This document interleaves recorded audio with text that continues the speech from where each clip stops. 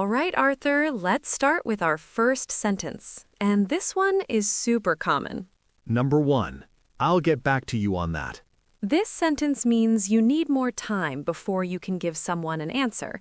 Maybe you need to check information, or maybe you need to think about it first. Right. You use this when someone asks you a question, but you don't have the answer ready right now. It's polite and professional. For instance, if your boss asks, "Can you work late on Friday?" and you need to check your schedule, you can say, "Let me check my calendar. I'll get back to you on that." Or if a friend asks, "Do you want to go to the concert next month?" You might say, "That sounds interesting, but I'll get back to you on that after I check my budget." Let's try it in a quick conversation. Arthur, do you think we should record our next episode on Monday or Tuesday? Good question. I need to check what else I have planned. I'll get back to you this afternoon. Perfect. Okay, sentence number 2. That makes sense. This is a really useful phrase. It means you understand what someone is saying and you agree that their logic or reasoning is correct. Exactly. You use this when someone explains something and you understand why they did it or why they think that way. For example, if your colleague says, "I saved the document in the cloud so everyone can access it," you can respond, "Oh, that makes sense." Or if someone says, "I'm bringing an umbrella because the forecast says rain," you might nod and say, "Yes, that makes sense." It's a simple way to show you understand and agree. Let's demonstrate. Arthur, I always prepare my lunch the night before because mornings are so busy for me. That makes sense, Emily. It probably saves you a lot of time in the morning. Number 3. I'm not sure I follow. This means you don't understand what someone is saying, but it's a very polite way to ask them to explain again. Yes, it's much better than saying, "I don't understand," because it sounds gentler and more polite. You might use this in a meeting when someone explains a complicated idea. You could say, "Sorry, I'm not sure I follow. Could you explain that part again?" Or if someone is giving you directions and you get confused, you might say, "I'm not sure I follow. Do I turn left or right at the traffic light?" Let's practice. Emily, so if you multiply the coefficient by the derivative, then integrate the function. Whoa, Arthur. I'm not sure I follow. Can you explain that in simpler terms? Exactly. See? Very polite. Number 4, fair enough. This is a casual phrase that means you accept what someone is saying, even if you might not completely agree with it. Right. It's like saying, "Okay," or "I understand your point." You're acknowledging their opinion or decision. For instance, if your friend says, "I don't want to go out tonight because I'm tired," you can respond, "Fair enough. Maybe next time." Or in a discussion, if someone says, "I prefer tea over coffee," you might say, "Fair enough. Everyone has different tastes." It's a friendly way to accept different opinions. Let's try it. Arthur, I think we should take a short break before we continue with more sentences. Agreeing, Emily. Fair enough. Actually, that's a good idea. Number 5. I'll keep that in mind. This means you'll remember the information or advice someone just gave you. You'll think about it for the future. Exactly. You use this when someone gives you a suggestion, a tip, or useful information. For example, if a friend tells you, "There's a great Italian restaurant on Main Street," you might say, "Thanks, I'll keep that in mind next time I want Italian food." Or if your doctor says, "Try to drink more water every day," you could respond, "Okay, I'll keep that in mind." Let's demonstrate. Arthur, remember that when you're explaining grammar, it helps to use simple examples first. Good advice, Emily. I'll keep that in mind for our future episodes. Number 6. How's it going? Now, this is super casual and informal. It's another way to say, "How are you?" but it's more relaxed. Yes, you use this with friends, classmates, or colleagues you know well. It's not formal. You might see a friend at a cafe and say, "Hey, how's it going?" They might answer, "Good, thanks. How about you?" Or you could use it when you see someone working on a project. "How's it going with the new design?" Let's try it naturally. "Hey, Emily, you've been working on that script. How's it going?" "It's going well, thanks. Almost finished." Number 7, I'm looking forward to it. This expresses excitement or happiness about something that will happen in the future. Right. You use this when someone tells you about a future plan, event, or meeting, and you want to show you're excited about it. For instance, if someone says, "We're having a team lunch next Friday," you might respond, "Great, I'm looking forward to it." Or if a friend invites you to their birthday party, "Thanks for the invitation. I'm looking forward to it." Let's demonstrate. Arthur, our next episode is going to be about English idioms. Oh, wonderful. I'm looking forward to it. That's one of my favorite topics. Number 8. That's a good point. You say this when someone mentions something important or clever in a conversation or discussion. Yes, it shows you're listening and you appreciate their idea or observation. In a meeting, if someone says, "We should consider the budget before making this decision," you might respond, "That's a good point. Let's look at the numbers." Or in a friendly debate, if your friend says something smart, you could say, that's a good point. I hadn't thought of it that way. Let's practice. Emily, I think we should explain difficult words more when we teach. That's a good point, Arthur. Not everyone knows all the vocabulary. Number 9. I couldn't agree more. This is a strong way to say you completely agree with someone. You agree 100%. Exactly. It's more emphatic than just saying, "I agree." It shows strong agreement. If someone says, "Learning a language takes daily practice," you might respond enthusiastically, "I couldn't agree more. Practice is everything." Or if a friend says, "This pizza is amazing," you could say, "I couldn't agree more. Best pizza in town." Let's try it. Arthur, I think teaching English through real conversations is the most effective method. I couldn't agree more, Emily. That's exactly why we do what we do. Number 10. I see what you mean. This shows that you understand someone's perspective or point of view, especially after they've explained it to you. Right. You use this when someone explains their reasoning and suddenly you understand why they think or feel that way. For example, if someone says, "I don't like driving in the rain because it's more dangerous," you might say, "Oh, I see what you mean. The roads get slippery." Or in a discussion, "I see what you mean, but I have a slightly different opinion." Let's demonstrate. Emily, I think shorter episodes are better because people have limited time. Ah, I see what you mean. People can finish them more easily. Number 11. Take your time. This is a kind way to tell someone they don't need to hurry. They can do something slowly and carefully. Yes, it's very polite and patient. You use it when someone is doing something and you don't want them to feel rushed. If someone is trying to remember something, you might say, "It's okay, take your time." Or if someone is choosing something at a restaurant, "No rush, take your time to decide." Let's try it. Arthur, I'm trying to think of a good example for the next sentence. That's fine, Emily. Take your time. Thank you. Number 13. It's up to you. This means the other person can make the decision. You're letting them choose. Exactly. You use this when you're flexible about something and you want the other person to decide. If someone asks, "Should we meet at 3 or 4 o'clock?" you can say, "It's up to you. Either time works for me." Or if a friend asks, "Which movie should we watch?" you might say, "It's up to you. I'm happy with anything." Let's demonstrate. Emily, should we do 25 sentences or 30 sentences in this episode? It's up to you, Arthur. I'm comfortable with either option. Number 13. I'm all ears. This is an idiom that means you're ready and eager to listen. You're giving someone your full attention. Yes, it's a friendly, informal way to show you're interested in what someone wants to tell you. For instance, if a friend says, "I have some interesting news," you might respond, "Oh, really? I'm all ears."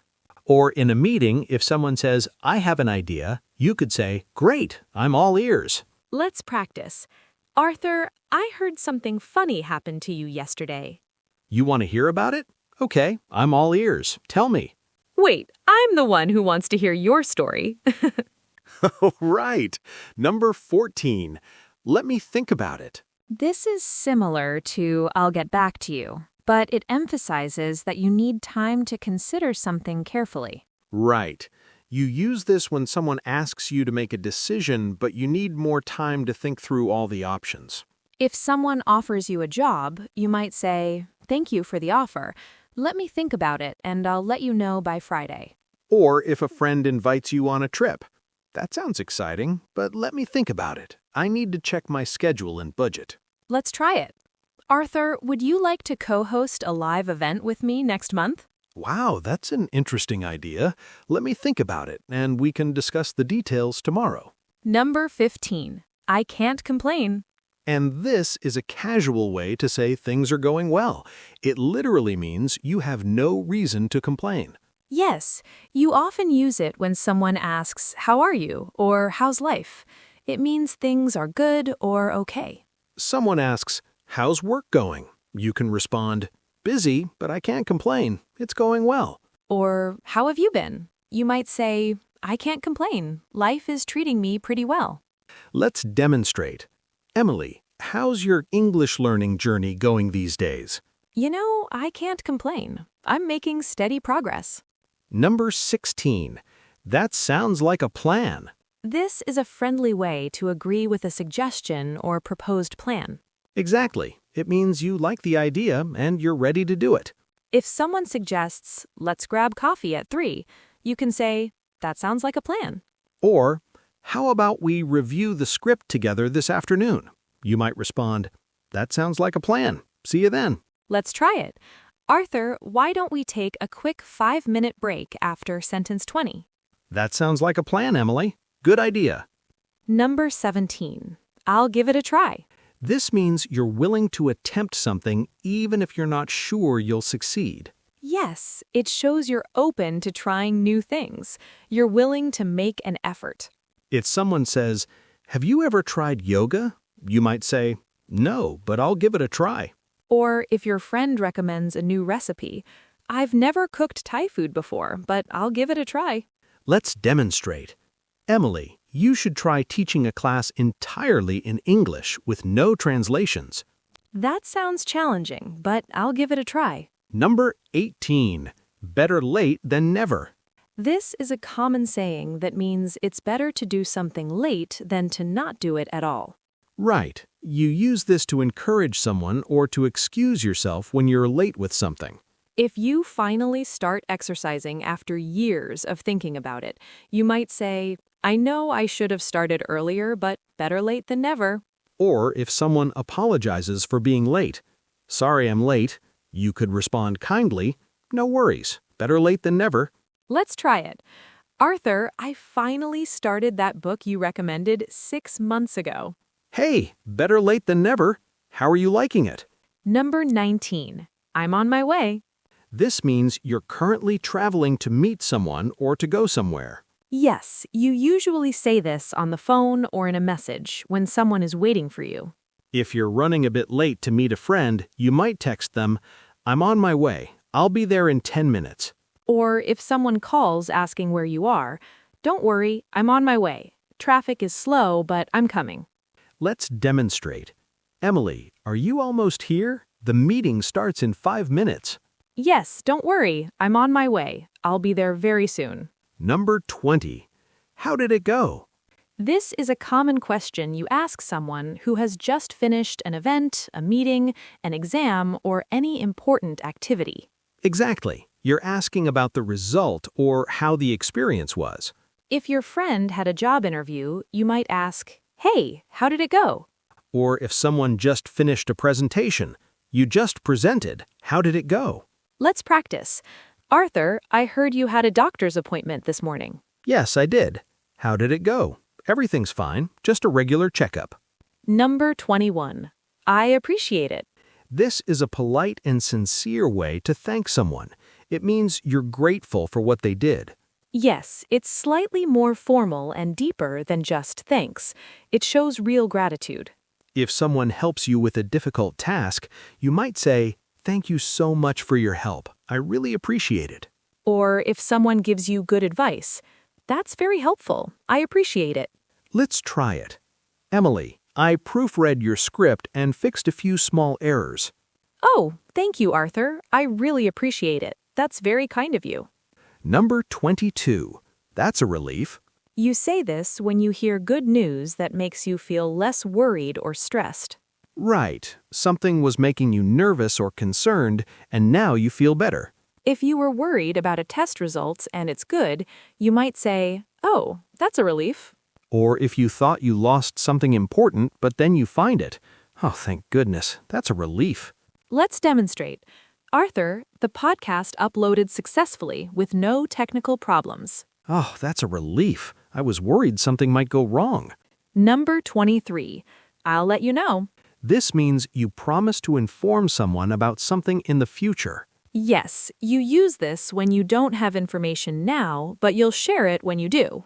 If someone asks, "What time does the store close?" and you're not sure, you can say, "I'm not certain, but I'll check and I'll let you know." Or if plans are unclear, "We're not sure about Saturday yet, but I'll let you know as soon as we decide." Let's try it. Emily, have you decided which topic we'll cover next week?